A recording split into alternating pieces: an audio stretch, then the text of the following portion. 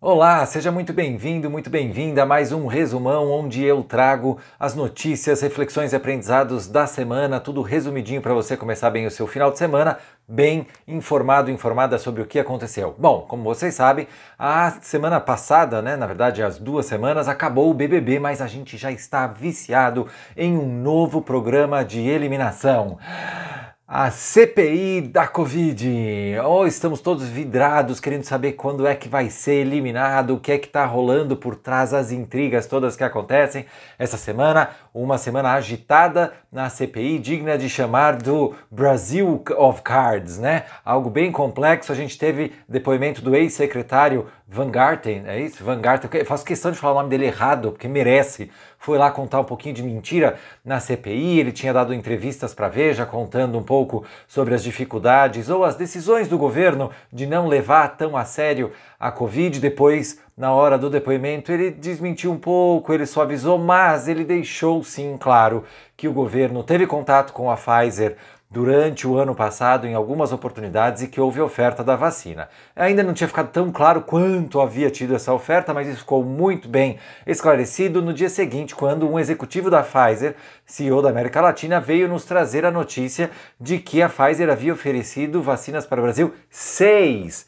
vezes desde agosto do ano passado, e o primeiro contato havia sido feito no primeiro semestre do ano passado. Então vocês conseguem imaginar uma empresa com uma solução oferecendo 6 vezes algo que o país realmente precisa e a liderança ignorando. Como é que será que isso seria tratado em uma empresa?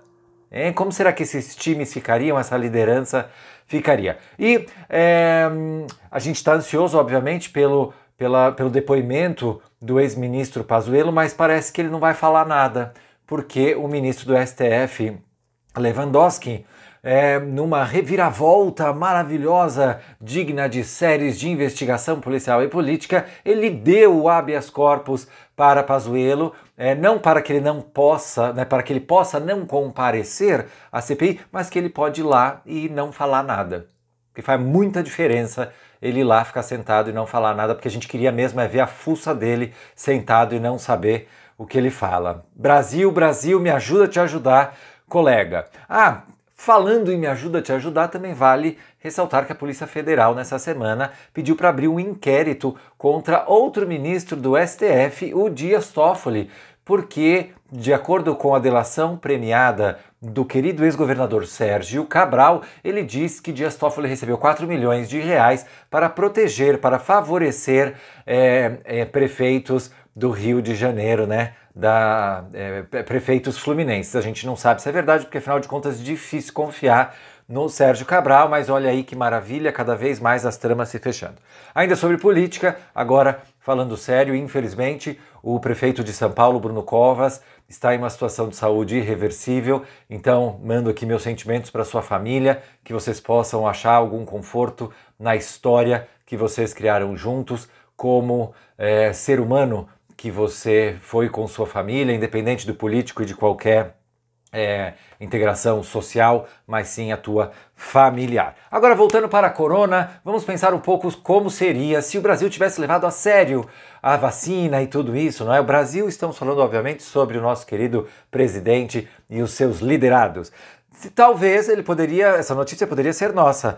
A União Europeia está planejando vacinar pelo menos 70% de toda a sua população até o final de julho. Já começa a tirar a obrigatoriedade de máscara e entra naquela fase segura da imunização de rebanho, agora com a vacina e não com o contágio.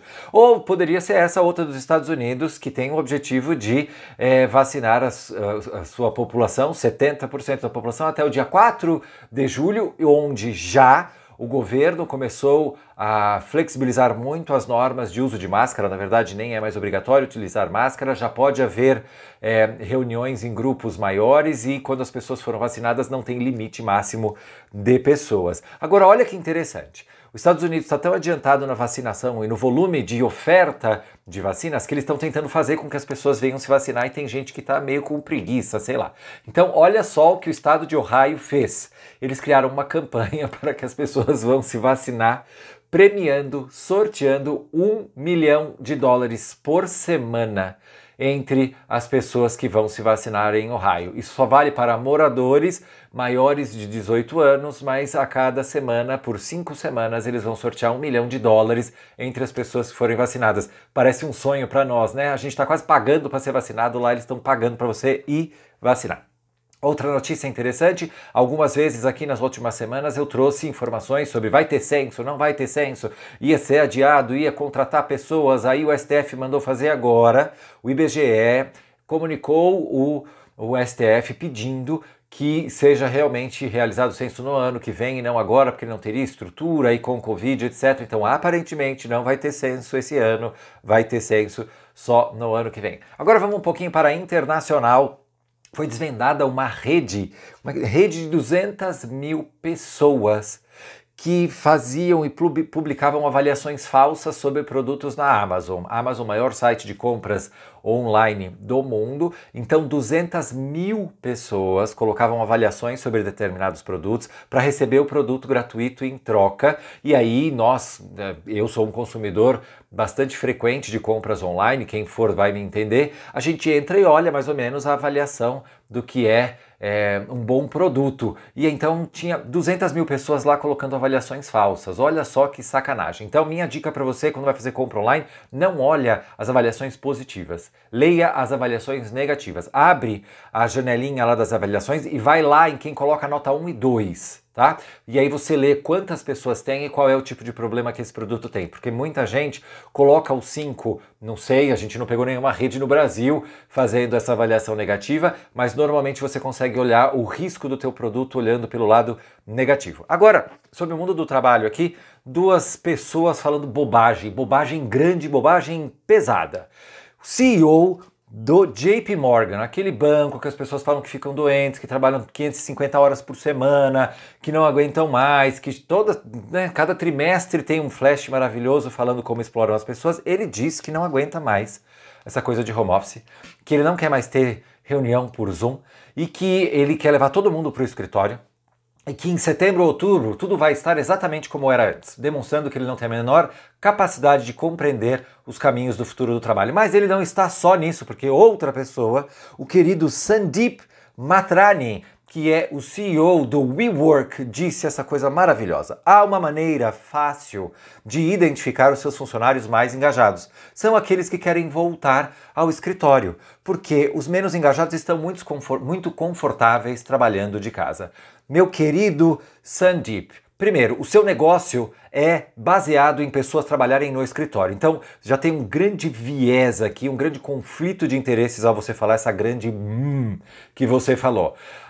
As pessoas mais engajadas não são as que querem ir para o escritório. Tem um monte de gente que trabalha muito bem em casa e que está completamente engajado e que quando voltar no modelo híbrido co-construído entre pessoas e organizações vai entregar o seu melhor trabalho. Discursinho medíocre de quem quer voltar a ter lucro. Então, lamentável, os dois da próxima vez escolhe ficar com a boca fechada do que falar bobagem.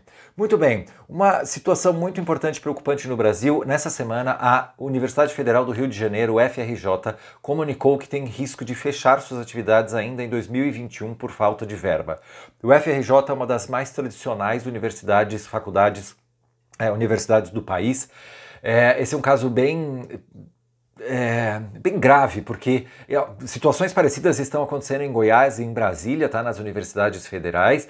A gente teve uma redução de verba nessas universidades de 18% a 20% em relação a 2020, que já era menor do que nos anos anteriores. Então eu realmente gostaria, peço que quem tem qualquer influência com relação a essa análise ou influência de falar sobre isso, se você estudou lá, se você acredita na importância da educação, vamos falar mais sobre isso. A gente precisa valorizar a educação e salvar as universidades federais. Outro assunto agora sobre tecnologia, o Banco Central prevê que vai lançar o Pix Saque e o Pix Troco a partir de agosto. Não sei se você já adotou o Pix, se você ainda não adotou, você deve ter ouvido falar o tempo inteiro, esse meio de a gente fazer transferência muito facilitado entre diversos bancos com taxas muito reduzidas ou ausência de taxas, e agora falando sobre o Pix Saque ou o Pix Troco. O que é isso? Você vai poder ir em qualquer loja, qualquer estabelecimento, e fazer um Pix, ou seja, uma transferência de grana para o estabelecimento e ele te devolve em dinheiro. É como se você fizesse um saque em qualquer comércio, ao invés de você ter que ir num caixa 24 horas num caixa eletrônico. E o Pix Troco é que, por exemplo, você vai fazer uma compra num supermercado, deu R$118, você faz um Pix de 150 e recebe 32, se eu acertei essa conta feita de cabeça. Então, é interessante. Agora, para fechar, eu quero agradecer e dar os parabéns para uma campanha super positiva que foi feita pelas maiores empresas de material de construção do Brasil, Telhanorte, CIC, Sodimac, Leroy Merlin e Obramax, e que arrecadaram e que estão doando mais de 70 mil cestas básicas para pessoas no Brasil. Muito obrigado, a gente precisa sim que o poder privado, que as organizações se coloquem nesse movimento de ajudar as pessoas no país. Agora eu vou fechar falando um pouquinho sobre demissão. Nessa semana, a repórter Carla Secato, da Record, depois de trabalhar 16 anos na rede Record, foi demitida. Existe aqui um certo mistério em como ela foi demitida. Tem gente que diz que ela foi demitida por e-mail, recebeu um e-mail e foi lá, mas enfim, ela foi demitida e uma situação que não foi muito legal. Então eu queria só ressaltar a importância de a gente humanizar o momento da demissão também. Às vezes é preciso fazer a demissão, às vezes houve um problema de performance, mudou a estratégia da organização, enfim. Existem diversas situações em que é inevitável a gente realizar a demissão, mas tem que realizar uma demissão humanizada. Eu coloquei um post, tá no feed, depois vocês vejam. A demissão não precisa ser um soco na cara, a gente consegue ajudar e contar com compaixão e com empatia também nesse momento. Então eu me despeço mandando um abraço solidário aos meus amigos Billy, Eric, Tyson, Jade e Elsie. Sabe quem são? 5 papagaios que foram demitidos de um zoológico na Europa, na Inglaterra, porque eles falavam muito palavrão. Eles estavam lá, então, num centro de proteção de papagaios e sempre, de acordo com o executivo do zoológico, há sempre um ou outro papagaio que falam palavrões, mas esses 5, eles ficavam juntos falando palavrão o tempo inteiro, então se tornaram uma má influência para as crianças. Então, eu vou corrigir, eles não foram demitidos, tá? Eles foram realocados internamente em novas funções em outras áreas do zoológico. Gente, um grande abraço para vocês, espero que vocês tenham gostado. Se gostou, deixa o teu comentário, por favor, me ajuda a aumentar o alcance do vídeo, me conta qual notícia mais te chocou, qual mais te incomodou, qual mais te deu reflexão e compartilha o resumão para chegar a mais pessoas. Um grande abraço e até a semana que vem. Valeu!